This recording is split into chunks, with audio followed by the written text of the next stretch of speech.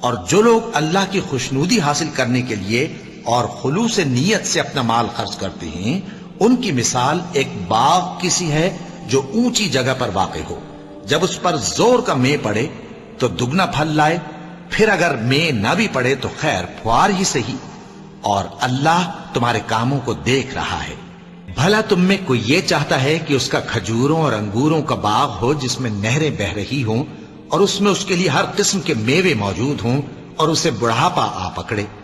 اور اس کے ننھے ننھے بچے بھی ہوں، تو ناگہاں اس باغ پر آگ کا بھرا ہوا بگولا چلے، پس وہ جل جائے۔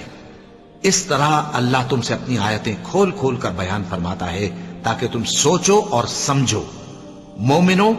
جو پاکیزہ اور عمدہ مال تم کماتے ہو اور جو چیزیں ہم تمہارے لیے زمین سے نکالتے ہیں، ان میں سے اللہ کی راہ میں بھی خرچ کرو، اور بری اور ناپاک چیزیں دینے کا